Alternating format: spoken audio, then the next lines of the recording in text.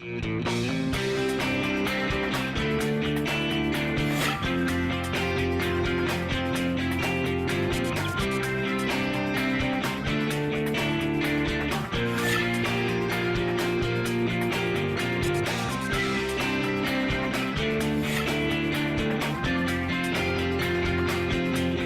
I'm Kristen Oaks White. And I'm Avery Davidson. Thank you for joining us for This Week in Louisiana Agriculture, the only TV show bringing Louisiana farmers and consumers together every week. Well, another Louisiana animal is now listed as a threatened species under the Endangered Species Act. That animal is this little guy right here, the Louisiana pine snake. After working with farmers, ranchers, and landowners to successfully restore Louisiana black bear habitat and to get the numbers up to have it removed from the endangered species list, the Natural Resources Conservation Service is hoping for a similar outcome for this little guy, the Louisiana pine snake. Does seeing a snake like this make you feel threatened? The reality is, it's the Louisiana pine snake that is threatened, officially listed that way in April on the endangered species list. That's why these young workers with the Natural Resources Conservation Service are at the Kisatchie National Forest to learn about the Louisiana pine snake. Wildlife biologist Steve Shively explains that the Louisiana pine snake shares the same longleaf pine habitat as the red-cockaded woodpecker, a bird which is on the endangered species list. NRCS State Resource Conservationist John Pete says oftentimes landowners cringe when they hear that an animal which could live on their land is placed on the endangered species list. Agricultural producers face a lot of things that they cannot control, the weather being one of them, but government over-regulation and sometimes good intentions to conserve a species often leads the other way, where people don't want it on their property, they do everything they can.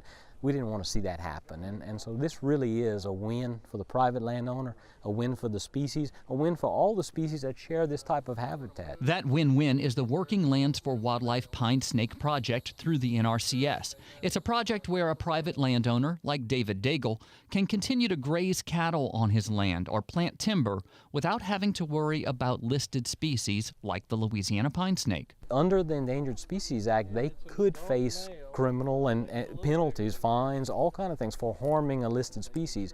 But if they conduct a plan, a conservation plan with NRCS and follow that plan for up to 30 years, because we consulted up front, they do not have to worry about that liability of incidental take or harming a species.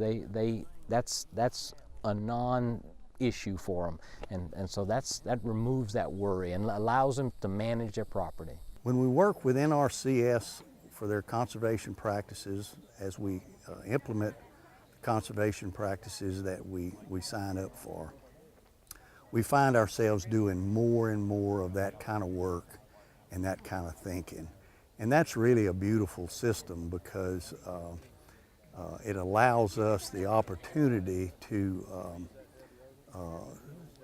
receive technical and financial assistance at times to conduct those conservation practices that are good for the overall ecosystem in general. Troy Malik is the NRCS state wildlife biologist. He says that aside from being good for the red-cockaded woodpecker and the Louisiana pine snake, the longleaf pine habitat is good for wild turkey, bobwhite quail, and white-tailed deer.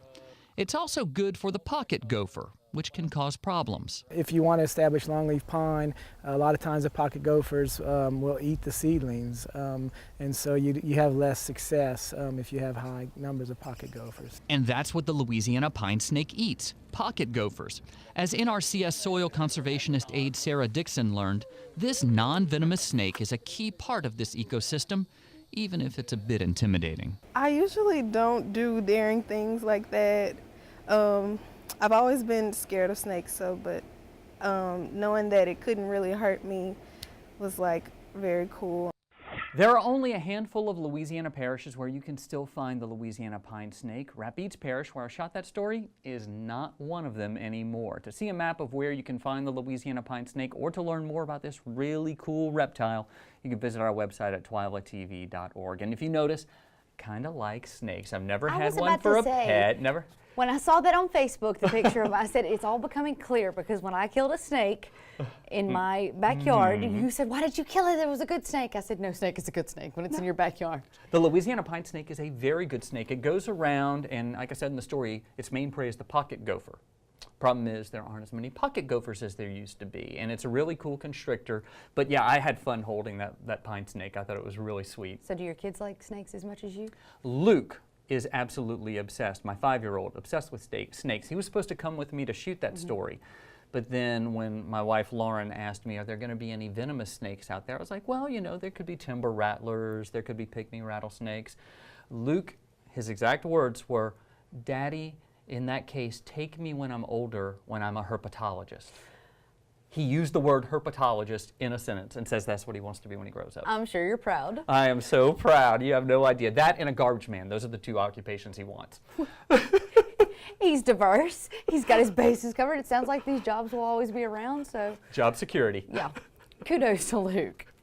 Well, moving on, this week we continue our series profiling the finalists for the 2018 Louisiana Farm Bureau Young Farmers and Ranchers Achievement Award. The winner will be announced during the 96th Annual Convention of the Louisiana Farm Bureau in New Orleans. Jacob Ezel farms corn, soybeans, and cattle in Madison Parish. Ezel says that farming is more than his job. Farming is his calling.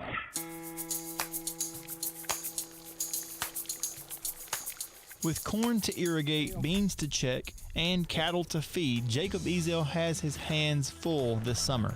However, as Jacob tells it, he's never known anything different. I grew up around it all my life. I ain't never played sports, never did that. I farmed and worked all of my life. Had cows and started driving a tractor when I was 8. Jacob's father, Danny, says that there was never really anything else on Jacob's mind growing up. I hope he does well. That's what he's wanted to do since he was big enough to walk. As Jacob walks through this cornfield, he does it with his father. They still work closely with each other, even while running their own separate farms. Jacob says that while farming is in his family's blood, it's more than a way of life for him. You know, you've always heard that farming is a way of life. It ain't really a job. I think it's more to it than that. It's a calling, I believe. It's in your heart. It ain't, I don't know what it is about it. Just seeing what you plant grow into something and knowing that you're actually helping society. You're feeding it, fueling it, clothing it. It's just something about it. I love it. That love, calling, and the pride that comes from these rows drives Jacob to overcome the hard times that are inevitable in this industry.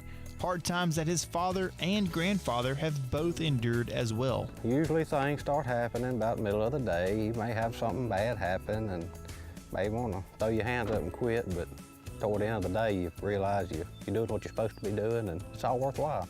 It's easy to quit. It's easy to tuck tail and run. I wanted to do it 1,000 times, but he's never changed his course. And like I said, those are times that he knows that he has to learn. What that does is make you endure to the end, and I see that in him. The technology in the seeds he plants or the chemicals he sprays is a big part of how Jacob plans to grow his farm into the future. Genetics plays a major part in agriculture now. It don't matter whether you're in cattle or hay or grain production or cotton. Knowing that technology that's built into the genetics and the seed stuff's a lot of it. Combining that with the new technology he can drive through these fields is making Jacob much more efficient on his farm. With that efficiency paired with life lessons learned from his father, Jacob is optimistic about the future on his farm. If I can follow in his footsteps and use what he has taught me financially and by his work ethic, because he has worked hard all of his life, and if I can just follow that and use that as an example, I think we can make it. The winner of the 2018 Louisiana Farm Bureau Young Farmers and Ranchers Achievement Award will receive a $35,000 credit for the purchase of a new vehicle of their choice. And next week we will travel to Dixie, Louisiana to round out this series with finalists Carrie and Jacob Rumbaugh. Well, it had seemed like things had cooled off between China and the U.S. as far as the so-called trade war. However, recently President Trump announced $50 billion in tariffs on China that will take effect on June 30th. TWILA's Neil Melanson says while some developments may resolve the issue, it's created a lot of turbulence for both farmers and farm prices. You can look at the way the leaves are starting to wilt just a little. When I went out to Jim Harper's farm recently, he, like many farmers in the state, were concerned about the hot and dry weather. That's still on his mind, even with some beneficial rains coming through. There's another issue that's out of his hands, and just like the rain, it will make or break his operation. The success of this farm is tied to what goes on internationally. In Washington, a war of words has been brewing with China for months now, and every time it seems to get solved, another snag happens. Not all of the trade tariffs have to do with agriculture, but they all affect ag trade in some form, according to Louisiana Farm Bureau's Kyle McCann. We've now had 3 rounds of discussion between China and the U.S. regarding our trade disputes, if you will. We're not at an all-out trade war, but we are talking about various measures, and then when that comes out, you look at retaliatory measures. A week ago, we had some very positive news. The most recent news is not as positive, but there's still a lot at stake. What's at stake, according to Harper, is almost 2/3 of the trade in U.S. beans alone. In the case of soybeans, 60% of our exports go to China. So we're all watching that closely, and we're hoping, we'll have a successful outcome to these negotiations that China and the U.S. is going through now. China has brought a carrot to all this stick talk, the offer to buy more than $70 billion in U.S. farm goods should these tariffs be dropped. If they were to reduce some of those technology tariffs, they would offer to buy $70 billion worth of stuff, which would include a lot of ag products, but China overall has slowed down on buying their proteins from us. They're coming from South America right now. Eventually they'll have to come back to us if they want to keep feeding their population, but in the meantime, we could see a sharp break in prices next week just because of the way things are going right now. I got a chance to speak with Kyle about the Farm Bill, especially in light of the Senate canceling their August recess. Now, he told me that's a good sign because there's a lot going on in D.C. right now. Senator McConnell, the head of the Republicans in the Senate side, wants to see a Farm Bill get out. That's the most positive sign there is. Chairman Pat Roberts has indicated he's fixing to release their draft of the Farm Bill and hopes to have a hearing possibly in the week of June 13th. So we'll see how the Senate moves forward, and within a week or so after that, we should have another vote on the House Farm Bill. We'll have an update on how all that's going next week when Carl will be in Washington, D.C. during that conference committee. And guys, back to the China issue, it's just they're the 400-pound gorilla in this market. They just get what they want. They push everything around. But as Kyle said, it's a very complex situation. When you impinge on China in some way, other markets start to pick up, our prices become a little cheaper, so they start buying, that raises the price up, and Argentina loses there. So it's this, it's like one of those little puzzles where you have the slot out and you have to move everything back, and then you just keep moving, and that's what goes on when something like this happens. Well, I know that there are lots of interesting things going on with prices. One I thought was most interesting is what's happened to cotton recently. I mean, cotton has gone up above 90 cents a pound. It hasn't been like that in quite a while. It hasn't, and we are picking up some acres. I think we have picked up some acres in cotton as a result of that this year, but there's that structural issue. It's we just don't have the gins that we used to in Louisiana anymore to handle all of that cotton production, so I think there's a ceiling. But hopefully if those prices still go up and up and up, we'll have a return of some of that production in the Southeast in general. Yeah, and China's been the big buyer of cotton and sitting on stockpiles for a long time, so that's where I see them playing in a big part in this. And as you heard, soybean meal, of course, is the big feeder for livestock over there, and that demand is just going, increasing. So even though they have big stocks over there, they still need that steady supply. Well, it's an important issue, and thanks for bringing it to our attention, Neil Melancon. Well, you often do not get to see the people behind the scenes at the Louisiana Department of Agriculture and Forestry, who have dedicated most of their careers to protecting the ag and forestry industries. Today we meet Lester Cannon, who is the Department of Ag and Forestry's Seed Programs Director. He and his team inspect sugarcane seed fields in Point Capee Parish and take us through the process of ensuring the quality of this important commodity. It's just one of the many things the LDAF does to support the industry. We're actually in one of our sugarcane fields here in Point Capee Parish. And the reason we're here, because this is part of the Louisiana Seed Certification Program. Prior to the establishment of this program, as with any commodity, the sugarcane industry was experiencing some really economic losses, particularly from diseases. So the ag professionals got together with LDAF in an attempt to establish this program to provide a clean seed, virus-free seed for the commercial sugarcane industry. So we got together and we established a program to try and help prevent these diseases. So you've got some 183, and of course they apply for these fields to be inspected by us through our certification program, and we inspect them a minimum of 3 times a year throughout the growing period. There's 2 new varieties that has been released into the industry, which is 804 and the newest one that was released or due to release this year, 183. We have a new problem that LDF inspectors have to look for now. So we're paying particular attention to mosaic in these 2 particular varieties. You always want new varieties, and that's what's so important with this industry right now. You know, there are really and truly 4 varieties, one being like far better than the rest of them. And in other crops that we grow, soybeans, you can have 100 varieties. In sugarcane, we're limited. It takes years and sometimes even decades for a variety like this to be released. They started crossing this 10 years ago or more. We've had it happen. You get a variety and you plant it, and it ended up not producing like we wanted to. It didn't make money. And so it's so important to get this research done ahead of time, so when we do plant them, we got a chance. And you just want to keep the cleanest seed out there, and they have been doing that. Sugarcane is a major crop for Louisiana, and it's expanding here in Louisiana. And we don't want to get in a situation that we were decades ago. Because, you know, with the amount of sugarcane that's in this area, some of these diseases and problems will pop up and it could spread. We want to ward off any problems while it's in this stage on a half of acre before it gets out there and it's in thousands of acres. Certified crops are held to a higher standard to ensure quality of the product and go through a more thorough inspection process. Still to come on TWILA, we take you to Alexandria for all the sights and sounds from the FFA convention. And speaking of the next generation, we'll learn about students teaching each other valuable life skills. Stay with us.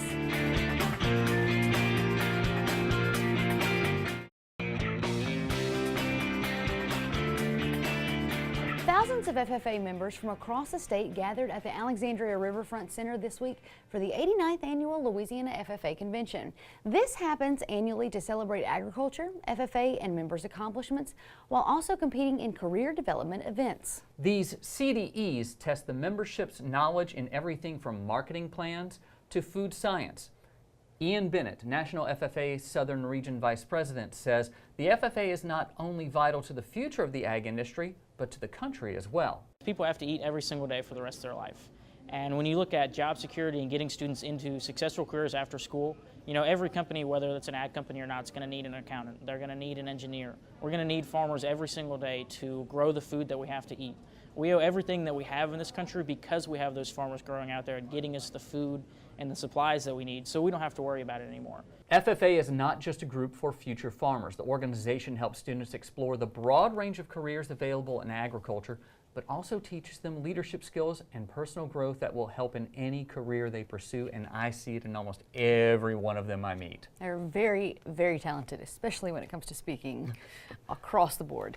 Well, this was a memorable school year for many students at Jonesboro Hodge High School. The special needs class got to work with agriculture students. As TWILA's Tammy Arender found out, the ag students and those with disabilities each learned some valuable life skills. Gonna be pretty hanging up at my house. Mary Wiley is one of the lucky residents of Jackson Parish to get some freshly grown flowers from the Jonesboro Hodge High School horticulture department. The ag students partnered with the special needs class to grow all sorts of flowering plants throughout the school year. Show them little things that they didn't know, how to pluck out the top of the plants, how they took time with them to show them how to water the plants, how they took time with them just to show them that they could do it and stand back and let them do it.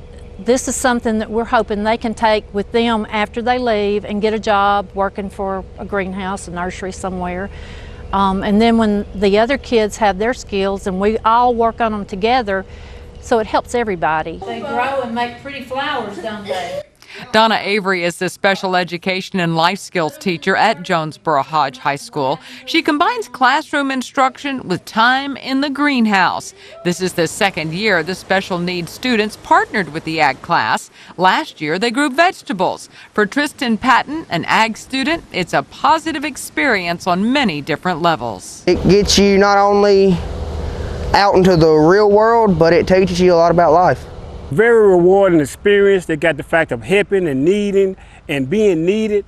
They got the experience of being leaders, and they got the experience of caring, and then they got the experience of teaching someone something new, a skill, something new skill that like he said, brighten their life, brought light to their eyes, and it just made their day. So guys, you can tell that this program has benefited both sides, the ag students and the special needs students.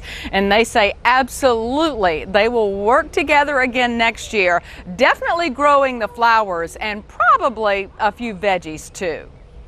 For This Week in Louisiana Agriculture, I'm Tammy Arender. The students sold about 200 plants to business owners and residents in the Jonesboro area. The money raised is split between the two classes. The proceeds will go to buying more seeds and supplies for next year. Still to come on TWILA. Are you feeling stuck? Well, we'll help you get unstuck with your weekly TWILA Boost. Stay with us.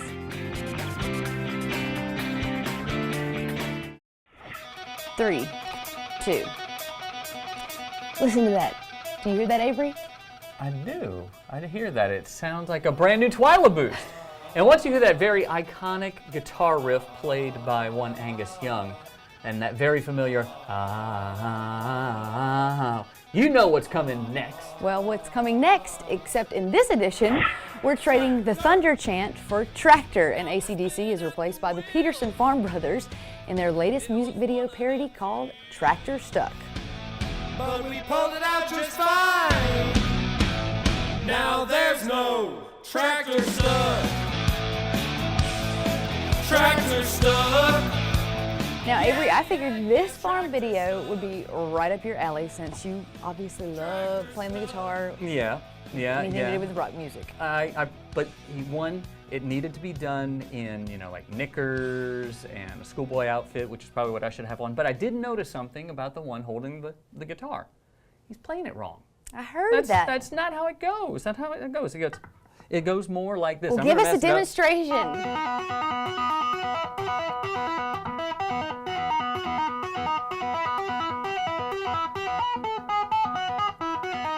See? Now sing. Put it all together. See, I could try, and then of course.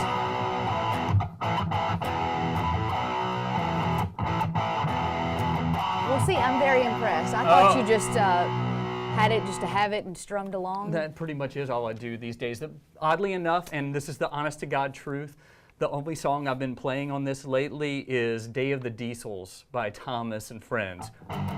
Don't even know what that is. Yeah, that's about all it is. It's from one of the Thomas the Train shows, so yeah. Well, thank you. I was very impressed by your tutorial. And anyway, if you want to watch the entire Tractor Stuck video, head on over to our website at twilatv.org. Well, until next time, that does it for this edition of TWILA. We are on the countdown to New Orleans with the Farm Bureau Convention coming up in just a few weeks. Next week, we'll meet our last wife and our finalist, Jacob and Carrie Rumbaugh. We'll also have an update on the Farm Bill from Washington, D.C. Until then, you can watch all of our stories online at twilatv.org. Be sure to like us on Facebook, follow us on Twitter and Instagram, and who knows, maybe I'll bust out some Dash Rip Rock. For all of us here at TWILA, thanks for joining us. We hope to see you again right here next week.